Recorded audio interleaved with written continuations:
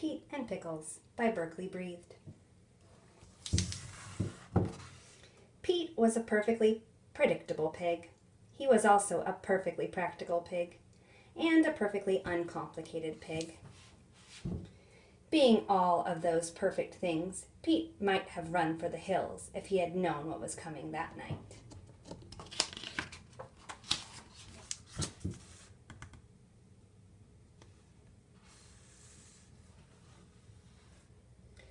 The storm arrived first.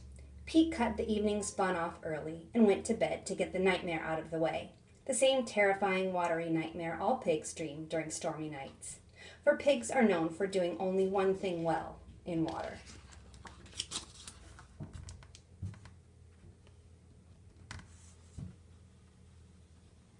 Drowning. And that is exactly what Pete dreamt he was doing when a sudden sound woke him.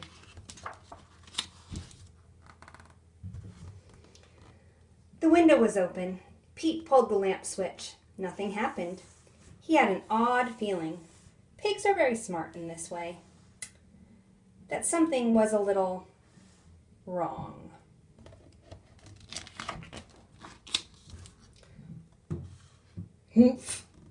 Pete was suddenly grabbed, hugged really, by a wet nose, at the other end of which was a wet elephant. The beast whispered, "Shh." She said nothing else, but her eyes spoke clearly. "Help me." Then, a knock at the door. A clown asked Pete if he'd seen any sign of an escaped elephant named Pickles. "There, under the couch, look carefully," Pete said. As the circus man led the sad, slumping elephant away, Pete was startled when she looked back at him and smiled. The next morning, Pete was disinfecting his house when he noticed his midnight visitor had left behind a gift. Dandelions. Ridiculous, thought Pete as he scrubbed. That afternoon, Pete took his usual short stroll. He looked down at the evening mist rolling in and saw a circus tent. He looked at the dandelion. Ridiculous, he muttered. Today, however, Pete would take a longer walk. He soon found himself amidst the circus tents, watching a long nose plucking every dandelion within reach. Pete knew that nose, and it knew him. It plucked Pete's hat and disappeared. Seconds before Pete called the police, his hat was pushed back out. Improved.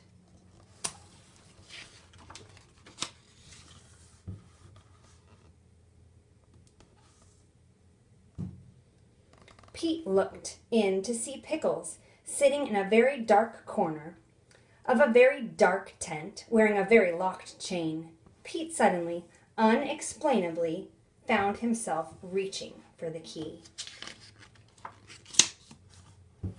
Now, free and outside, Pickles dove to hide while a panicked Pete whispered, "Tea was on my schedule today, not elephants."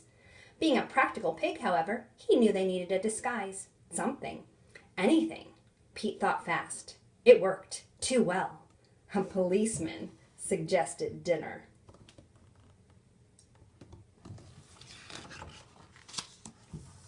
They reached Pete's house by nightfall. A weary Pickles retired after making herself comfortable in a pair of Pete's favorite pajamas. Understand this. You have not heard snoring until you have heard an elephant napping on your couch. Pete was a perfectly unpleased pig. Tomorrow, he thought, the big girl leaves. Pete awoke the next day to find Pickles doing a little morning Tai Chi, as if she were in China, which she certainly was not. On the other hand, Pete noted that his house guest had made a few changes to the grounds. This time, Pete did not say ridiculous.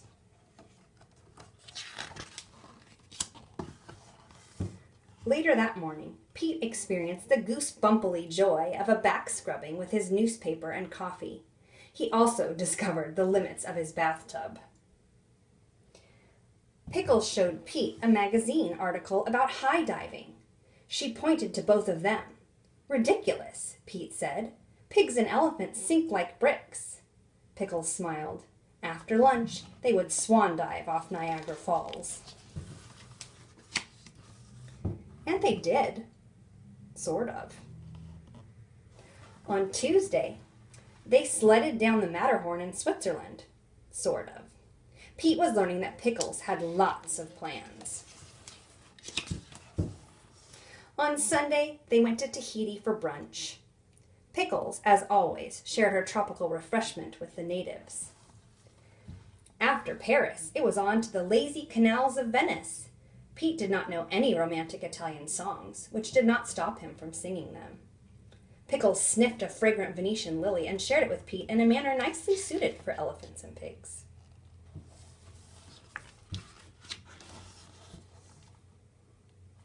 It was when Pete returned home one evening and found ballet tryouts in Moscow, soaring paracows over Tuscany, and house painters on his roof, that his thoughts returned to an earlier life, a less complicated life, thought Pete.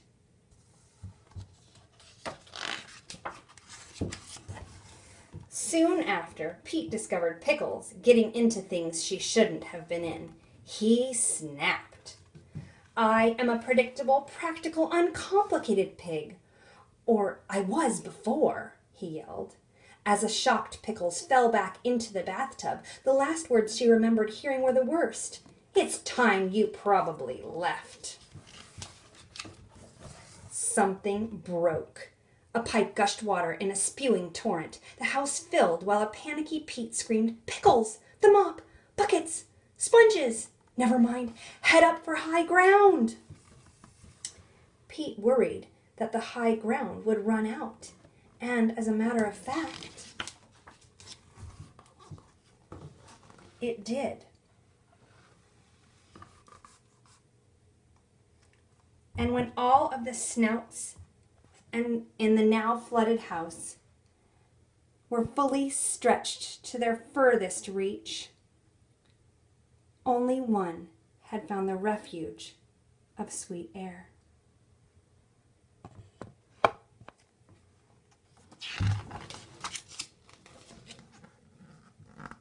Pete clung tightly to the last open window.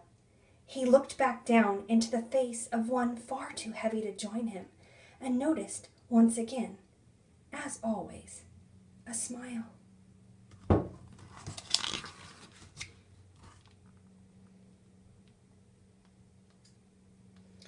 And that terrible moment, what occurred to Pete, was not how his life had become so unpredictable, so unpractical, and so completely complicated with Pickles. No, what occurred to Pete was his life without her. That endless night would be the longest of all their great journeys. And when the fireman finally climbed the window the next morning, he could not believe what he found.